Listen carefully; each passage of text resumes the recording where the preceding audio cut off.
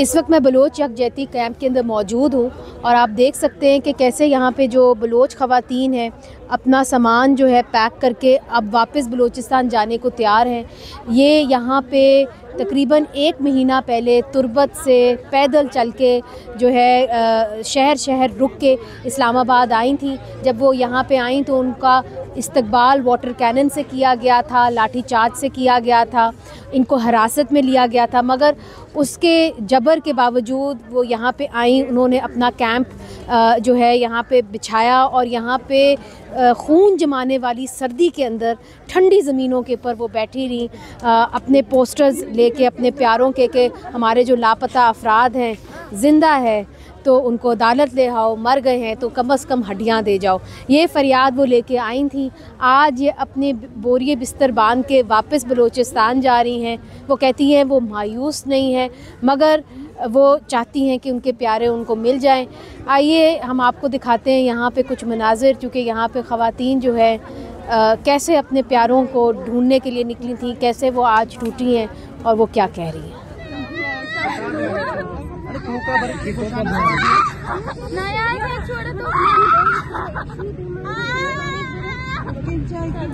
हम Bloch यकजहती committee के camp पे इस वक्त मौजूद हैं और जैसे कि आप देख सकते हैं जो सामान इर्द गिर्द पड़ा हुआ है, यहाँ पे जितनी भी माएँ बहनें ख़वातीन जो तुर्बत से चल के आईं, आज वो इस कैंप को ख़त्म करके अब वापस बलूचिस्तान जा रही हैं।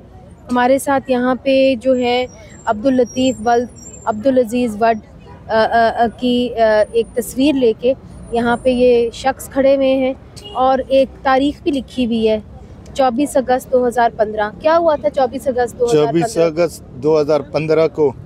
मेरा ये बहन का लड़का है और इस लोगों को उठा कर ले गए यही, और जो शफीक है डेथ स्क्वाड वर्ड में उसने उठाया गया है। अभी तक वो लापता है। हम लोग तड़प रहे हैं। शफीक मेंगल के लोगों ने उठा लिया था? हाँ, शफीक मेंगल के लोगों ने उठाया, जो मोहम्मद पनाह है, ताज मोहम्मद है, अहमद रज़ा के, इसके ऊपर हम लोगों ने एफआईआर भी किया है। कोई अदालतों ने हमारा फरियाद नहीं सुनते हैं। यहाँ तक मैंने पहुँचा है कि मुश्किलात का मुझे सामना करना पड़ा, यहाँ तक आ गया है। हमारा जो माँ और बहन उनके ऊपर इस लोगों ने लाठी चार्ज किए हैं और इस लोगों को मारा है, जेलों में हम लोगों को बंद कर दिया है। मुझे यही दुख है, यही। और हमारा ये वज़ीर दाखिला साहब हमारा बलूचिस्तान के हैं, जो काकड़ साहब है प्राइम मिनिस्टर है, वो भी हमारा बलूचिस्तान का है।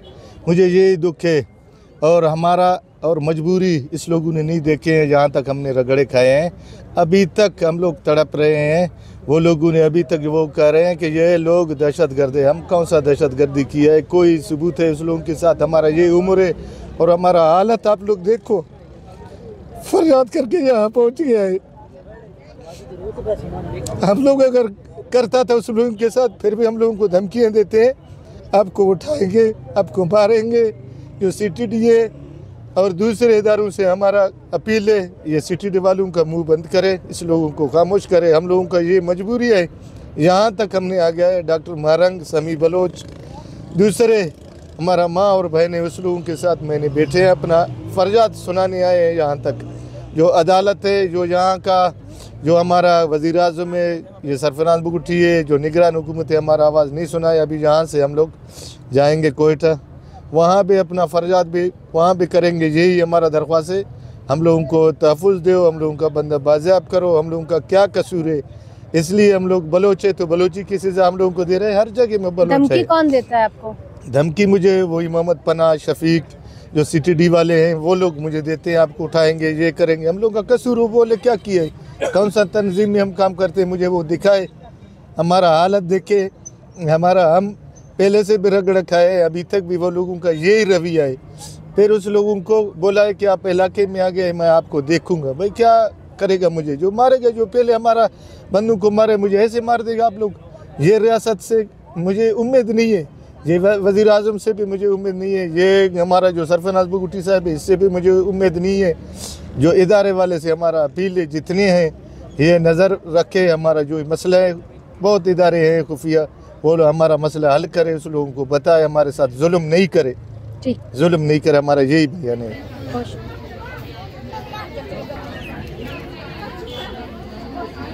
जब सुबह सुबह मैं इस कैंप के अंदर आई, बलोच यकजहती कैंप में, तो मैंने माज़ेब बलोच जो यहाँ पे मेरे साथ बैठी हुई हैं, खड़ी हुई हैं, वो आप दीदा थी। क्यों मायूस थी आप? क्यों? मैंने आपको देखा, आप जब मैं आई हूँ सुबह सुबह इस कैंप के अंदर, तो आपकी आंखें जो थीं वो गीली थी। क्या वजह थी?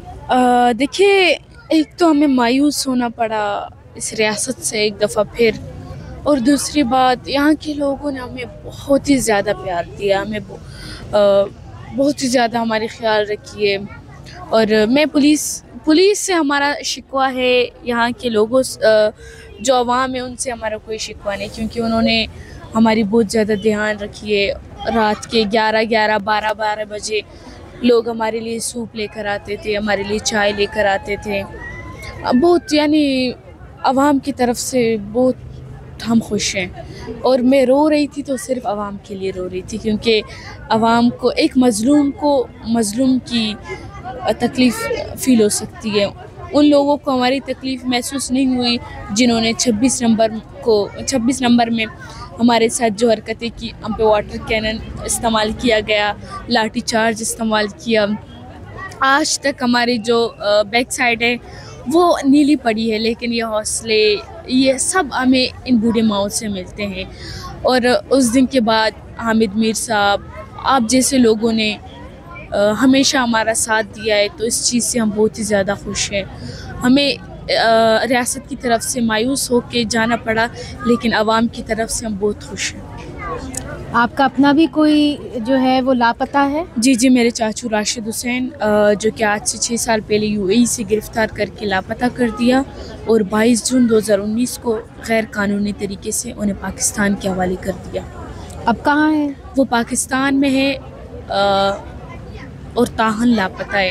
पाकिस्तान के मीडिया चैनल्स में दिखाया गया कि राशिद को पाकिस्तान के हवाले कर दिया है, और अब पाकिस्तान कहता है कि मेरे पास नहीं है, दुबई कहता है मेरे पास नहीं है। अगर वो आप दोनों के पास नहीं है तो उसको ज़मीन खा गई, आसमान लेकर गया। वो कहाँ है मुझे क्या पता। आपकी टीवी चैनल्स में दिखाया गया, बाकायदा नाम दिया गया, उनकी पिक्चर दिखाई गई कि उन्हें पाकिस्तान मुंतकिल किया गया है, लेकिन आज तक वो गायब है। मुझे क्या पता कि वो कहाँ है। कानून भी आपके है, अदालत भी आपका, इंसाफ आप ही देते। क्या तवक्को लेके आई थी मेरी बहन आप वहाँ से? और ये जो इतनी सारी ख़वातीन हैं, कितनी आई थी आपके साथ? देखिए, इन सब से कितनी देर बैठे रहे आप? इन सब से 22 दिन पहले मैं यहाँ बैठी थी। फिर ये लोग आए, और जब इनकी वेलकम के लिए हम वहाँ गए, हम पे बहुत तशद्दुद किया। ये सारे आप 2 महीने से इधर ही हैं? जी हाँ, मैं 2 महीने से इधर ही हूँ। ये एक बहुत बड़ी उम्मीद लेकर आए थे, यहाँ तक पहुँचे थे, बहुत बड़ी उम्मीद। ये वो उम्मीद लेकर आए थे जो सालों साल उन लोगों के इंतज़ार में है। आज इनको मायूस देखना पड़ रहा है, इनकी आंखों के आंसू देखने पड़ रहे हैं, इनकी आंखें खुश्क से नम हो रहे हैं। ये बहुत तकलीफ ज़दा व्यू है। बहुत क्या उम्मीद लेके आए थे?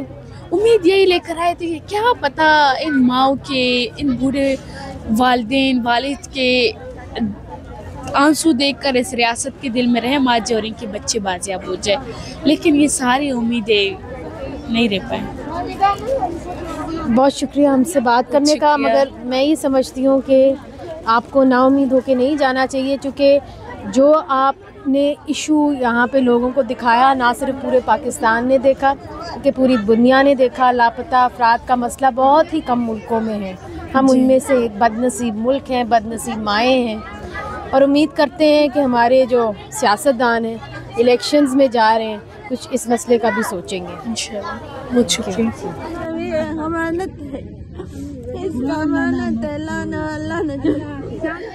अनीसा बलोच जो 14 साल की हैं, वो यहाँ पे आके बलोच यकजहती कैंप पे बैठी हुई हैं। 2 महीने हो गए बेटा आपको? तो आप क्यों इधर आके बैठे थे? मैं अपने वालिद की बाजियाबी के लिए और बलोच अफराद से जितने भी लापता हैं उन सब की बाजियाबी के लिए हमने। आपके वालिद का क्या नाम है और वो कब लापता हुए? मेरे वालिद का नाम मोहम्मद रमज़ान बलोच है। 24 जुलाई 2010 को तलजीर पेंट से मेरे वालिद को अगवा किया गया था। तो 2010 से वो गायब है, तो 14 साल हो गए। तो जितनी आपकी उम्र है उतनी देर तक आपने अपने वालिद को नहीं देखा? जी बिल्कुल नहीं। तो अब वापस जा रही हो तो क्या उम्मीद लेके जा रही हो? बस यहाँ से हमें तो मायूस कर दिया गया और हम सिर्फ यही उम्मीद के साथ जा रहे हैं कि इस बार नाउम्मीद हो गए तो किसी और बार नाउम्मीद इंशाल्लाह नहीं होगी। इस बार मेरी बहन मेरे भाई सब कुछ थे, मुझे एक खुशी और उम्मीद के साथ यहाँ भेजा है कि इंशाल्लाह आप अपने वालिद के साथ आएंगे और इस रियासत में फिर से नाउम्मीद। ये बताएं कि आपने कहा कि 14 साल से आपने अपने वालिद को नहीं देखा, वो किसी तंजीम का हिस्सा थे, कुछ पता चला वो कहाँ गए, किसने उठाया? जी मेरे वालिद एक मजदूर थे, वो वहाँ काम करते थे, उसका एक दुकान था। वो कहाँ से है आपका ताल्लुक? मेरे ताल्लुक मशके से है और हमारे घर गवादर में हमारा घर है। मेरे वालिद का दुकान भी वही था। वो जा रहा था 0 पॉइंट से मेरे वालिद को। तो उनके पर कोई इल्ज़ाम था, कोई FIR थी? जी कुछ भी नहीं था। कोई FIR नहीं थी? जी कुछ भी नहीं था। तो कभी आपको कुछ पता चला कि कहाँ लेके गए?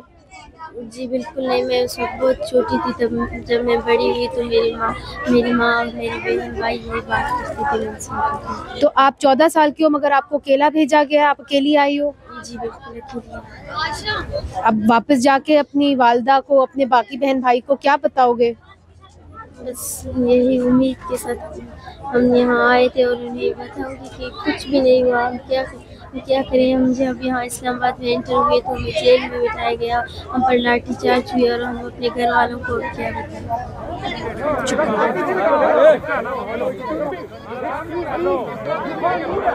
नाजरीन, जो बलोच यकजहती कैंप में ख़वातीन तुर्बत से चल के आई थी वो तो आज चली जाएंगी, मगर साथ ही जो है शोदा कैंप भी लगाया गया था और उन लोगों ने शोदा कैंप लगाया था जिन्होंने कहा था कि जो हमारे लोग दहशतगर्द हमलों के अंदर मारे गए उनका भी कोई इजाला होना चाहिए। तो ये आप देख सकते हैं ये शोदा कैंप है, फ़िलहाल तो ये खाली है, मगर अब ये देखना बाकी होगा कि ये फ़िलहाल देखना ये बाकी होगा कि और हम किसी के कहने पे ना वीडियो रिकॉर्ड करते हैं ना वीडियो बंद करते हैं, तो आप प्लीज़ जो है हमें रिकॉर्डिंग से मत रोकें। और हम ये यहाँ पे जो है कि हम नहीं ऐसे नहीं करेंगे, ठीक है। तो यहाँ पे हमें वीडियो रिकॉर्डिंग के लिए रोका गया था, मगर ज़ाहिर है हम मीडिया हैं, चूँकि इन्होंने कैंप लगाया है तो हम वीडियो रिकॉर्ड करने आए हैं। ये खाली कैंप की जब बात की तो उन्होंने कहा वीडियो रिकॉर्ड कर ले, मगर अब ये देखना बाकी है कि ख़वातीन तो चली गई हैं, तो ये अपना जो मौक़िफ़ है और अपनी जो जद्दोजहद है और इस ठंड के अंदर कितनी देर यहाँ पे कैंप लगाए बैठेंगे ये अब देखना बाकी है। मगर इतना बता दूँ कि यहाँ पे कैंप में रात को कोई नहीं होता, ये अगर आते हैं तो सुबह आते हैं। कौन होता है? हीटिंग सिस्टम होता है। चलें बस ठीक है, कर दें। हाँ वो नहीं अब इतना। अच्छा, ये हमें रोक रहे थे रिकॉर्ड करने से, मगर ज़ाहिर है हम मीडिया हैं, हम जहाँ जाते हैं हम आपको सच दिखाना चाहते हैं।